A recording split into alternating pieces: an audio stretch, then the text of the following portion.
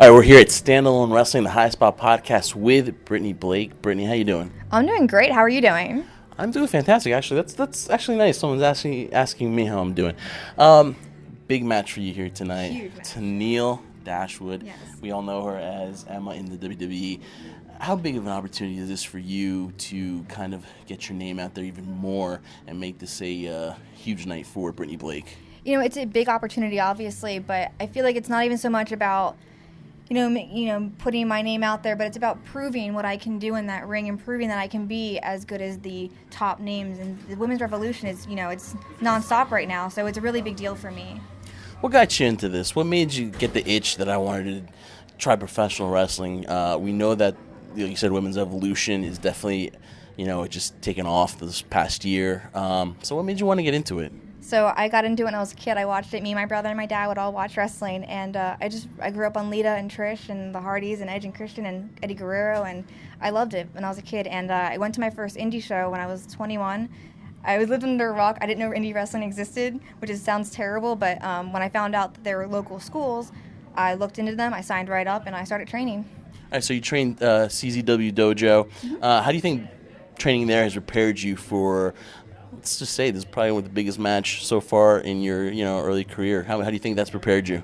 CZW trains you for everything. There are numerous trainers at all times.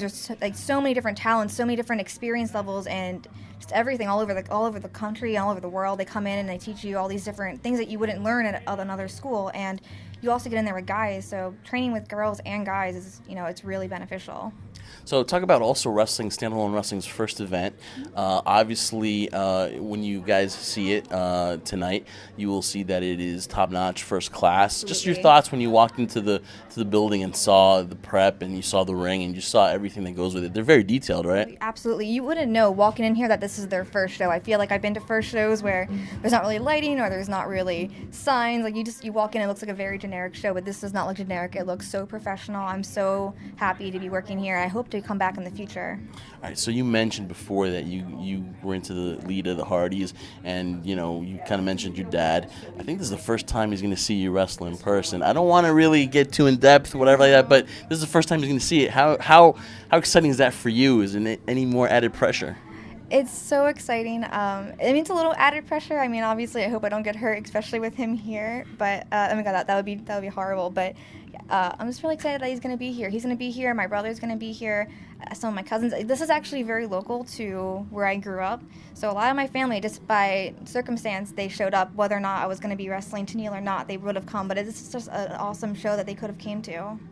And so, do a little scouting report on Tenille. Obviously, we saw her make her debut for Ring of Honor, Women of Honor. She's actually one of the most underrated wrestlers in WWE, and it's kind of shocking when the news came down that she was released. Mm-hmm. Just give us a quick scouting report on Emma Tenille Daswood right now. Yeah, I definitely don't take her lightly at all. Since the second I found out that this match was happening, I did my research. I went back to her pre-NXT WWE shows. I went to her, everything I saw in NXT WWE, but also all the matches she's had since, back on the indies. I've been scouting everything. I know she's vicious. I know she's no joke. So I feel I am so prepared. I hope she came prepared too. I hope she's not going to take me lightly because I come from CZW, so I'm no joke too. So for someone like Tenille, you can honestly say, guys, that Tenille kind of started this women's evolution with a match she had with Paige. Mm-hmm. A lot of people, talk about that match, and a lot of people kind of credit her. She obviously takes credit too as well. It's all about her. Well, I know. Just your thoughts on women's wrestling now. 2017 was a great year. 2018 seems to be, it just keeps getting better and better. Your thoughts on women's wrestling right now in 2018? I think it couldn't be any better. I'm so happy to see where it's gone. I can't wait to see where it's going to go this year, 2019, in the future. I can't wait to see, all the women, not just on TV, but on the indies, they're so hungry and they're so determined to prove why women are just as good as the men, if not better. They're, main eventing, headlining. They're no joke. And, of course, social media is huge now. Mm-hmm. It's probably wrestling is at an amazing boom. You talk about, for example, independent scene right now.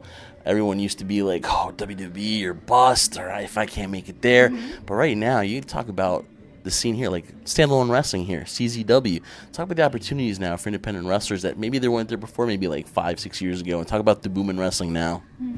Yeah, I mean, I've been fortunate enough to be all over the country. I've wrestled girls and guys on both the East, West Coast, South, North. I've gone to Canada. You know, everyone is just so hungry. Everyone sees the opportunities that are out there, not just on TV, but on the indies. So I feel like there's so many new promotions coming out and so many more opportunities for people on the indies. So it's really great. And lastly, what is on the horizon for Brittany Blake in 2018? What's her goals? What's her plans? Something you can delve into right now. Obviously, year's full of surprises. But what exactly do you have in store for 2018? As I mentioned earlier, it's not even so much about, making a name for myself, just proving to everyone why I deserve to be here and why I deserve to be in better places and higher places and traveling more. It's just more about getting to go to different places and showing everyone in every state and every country why I deserve to be here. So one thing we enjoy about Brittany Blake, she's Jersey, Yes, 100%. absolutely. And we are the Jersey Wrecking Crew, and we represent the High Spot Podcast. We want to wish you well. Thank you. Best of luck against Tenille Daswood today. It's going to be amazing. That's why we're here, to see this matchup. Oh my God, really? So awesome guy, awesome. I hope your dad, you're going to make your dad proud. I hope so. I hope my so, dad's proud. so we congratulate you on that, and plenty more to come for Brittany Blake in 2018. Thank you so much. Thank you so much, guys.